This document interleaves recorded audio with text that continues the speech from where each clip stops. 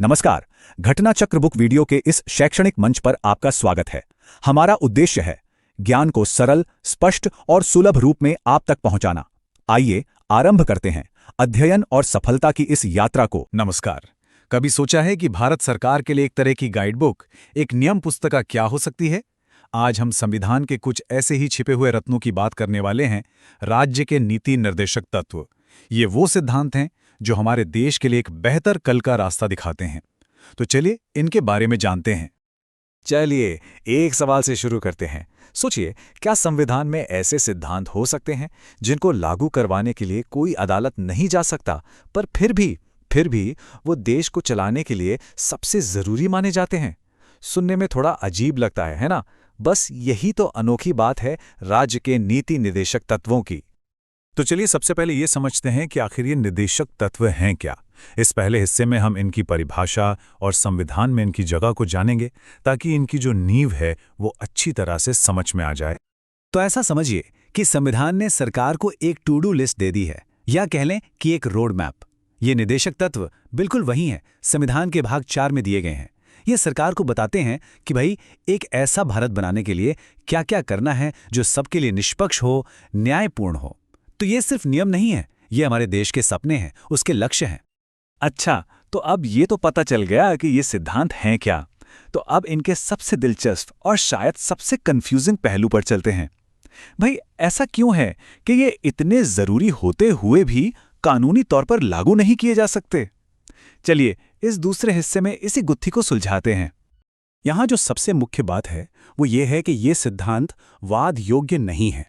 अब इसका सीधा सा मतलब ये हुआ कि कोई भी नागरिक अदालत जाकर सरकार से ये नहीं कह सकता कि इनमें से किसी सिद्धांत को लागू किया जाए। मतलब ये कानूनी तौर पर बाध्यकारी नहीं है, ये नैतिक रूप से है।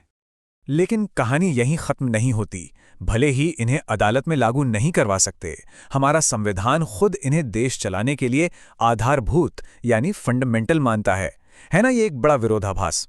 एक तरफ कानूनी ताकत नहीं, दूसरी तरफ सबसे जरूरी। ये लाइन सीधे हमारे संविधान से है और ये इनके महत्व को बताती है। तो भले ही ये कानूनी तौर पर लागू ना हो, पर यह देश की अंतरात्मा की तरह है, एक मोरल कंपस जो पॉलिसी बनाने वालों को हमेशा सही दिशा दिखाने का काम करता है। तो क्या ये सब सिर्फ किताबी बातें हैं? ये जो बड़े बड़े आइडियाज हैं, ये असल दुनिया में कैसे लागू होते हैं?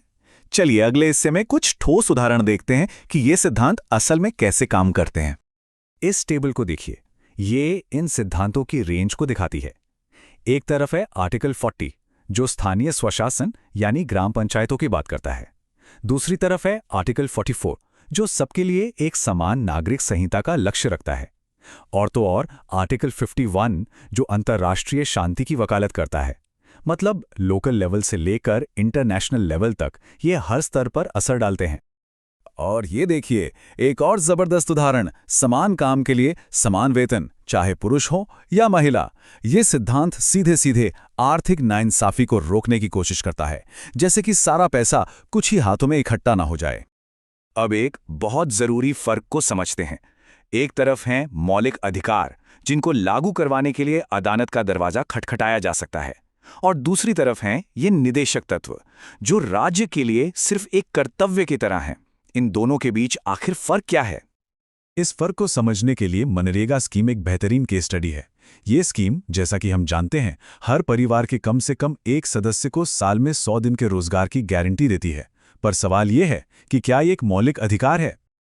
और इसका जवाब यहाँ है। देखिए, मौलिक अधिकार जो संविधान के भाग 3 में है और निदेशक तत्व जो भाग 4 में है, इनके बीच एक बहुत बड़ी दीवार है। मौलिक अधिकारों के लिए लड़ा जा सकता है, अदालत जाया जा सकता है, लेकिन निदेशक तत्वों के लिए नहीं। काम का अधिकार एक निदेशक तत्व है, मौलिक अधिकार नहीं। इसलिए मनरेगा जैसी स्कीम्स इसी सिद्धांत से प्रेरणा लेती हैं, लेकिन ये कोई कानूनी गारंटी वाला अधिकार नहीं है जिसे अदालत में जाके मांगा जा सके। तो इसे ऐसे समझिए, क्या मनरेगा 100 दिन का रोजगार देता है? हाँ, ये एक सरकारी पॉलिसी है। क्या रोजगार पाना एक मौलिक अधिकार है? नहीं। और यही वो जरूरी फर्क है। पॉलिसी एक सिद्धांत से प्रेरित होती है, लेकिन वो सिद्धांत खुद ब खुद एक अधिकार नहीं बन जाता। तो क्या ये सिद्धांत सिर्फ इतिहास की किताबों में दर्ज होकर रह गए हैं? जी नहीं, बिल्कुल नहीं। हमारे आखिरी हिस्से में हम यही देखेंगे कि ये सिद्धांत आज भी कितने जिंदा हैं, कितने प्रासंगिक हैं और कैसे ये आज भी हमारे देश की बहस को एक दिशा दे रहे हैं। स्क्रीन पर इस नंबर को देखिए, 44। ये सिर्फ एक संख्या नहीं है, ये आज भारत में सबसे ज्यादा बहस वाले मुद्दों में से एक का प्रतीक है। ये नंबर है आर्टिकल 44 का, जो बात करता है एक समान नागरिक संहिता यानी यूनिफॉर्म सिविल कोड की। ये एक ऐसा निदेशक सिद्धांत है जिस पर आज भी देश में जोर शोर से बहस होती है और ये इस बात का सबसे बड़ा सबूत है कि संविधान बनाने वालों की वो सोच, वो विजन आज भी कितना प्रासंगिक और जिंदा है। तो आखिर में ये सवाल सबके लिए है, दशकों पहले लिखे गए ये सिद्धांत आज के आधुनिक भारत के लिए कितने मायने रखते हैं? ये सिर्फ शब्द नहीं है, बल्कि हमारे संविधान की आत्मा है, उसका नैतिक दिशा निर्देश है। ये हमें हमेशा याद दिलाते रहते हैं कि एक बेहतर और न्यायपूर्ण भारत बनाना है। इस पर जरूर सोचिएगा।